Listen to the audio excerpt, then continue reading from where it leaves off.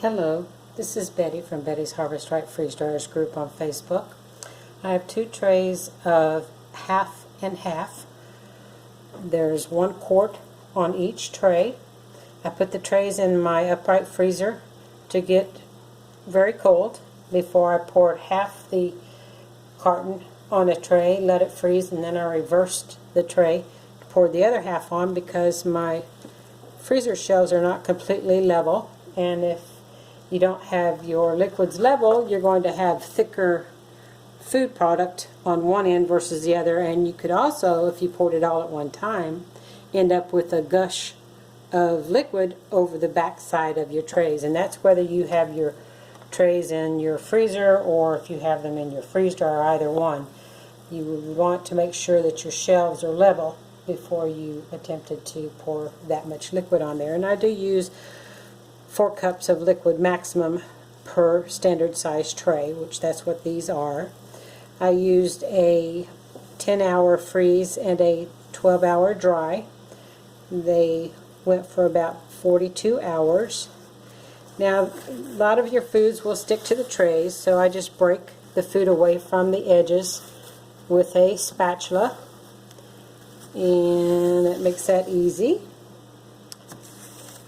You can see it got very dry.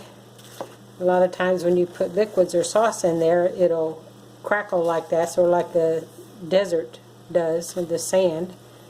And let me feel this with my bare hands so I know for sure that it is dry, and it is. It flakes sort of like the vintage mica does. It's on vintage Christmas ornaments. That's what it looks like and feels like, actually.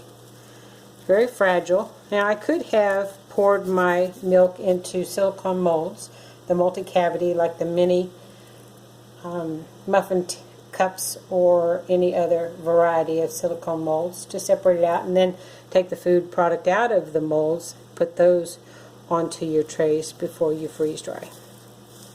So it looks good. I love how that is. Turned out very nice. You can see that powder like that.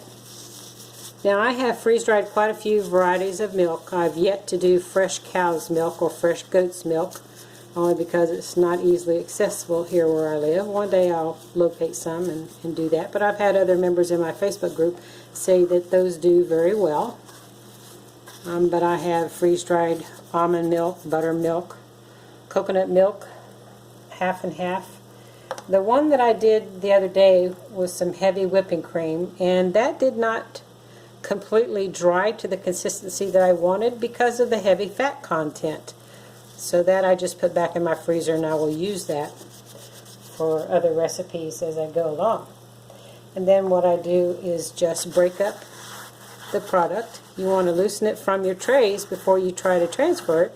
Otherwise you might end up with clumps of food falling out all over your counter or your floor, and I've certainly had that happen many times. Getting in a big hurry and not doing what I know I should do to prepare it before I put it into my jars.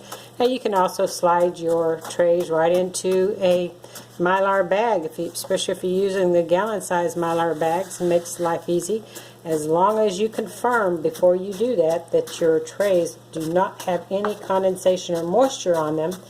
And I always also try to make sure that my countertop hands, all my utensils, my jars are completely dry before I put my food into them or before I handle them.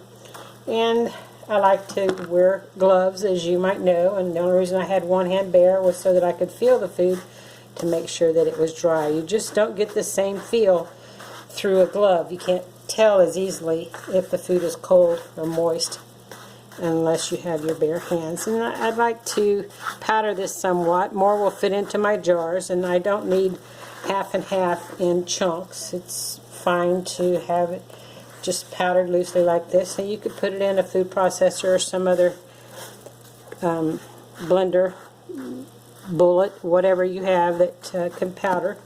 But it powders so easily because it's so fragile. Just mashing it like that does very well.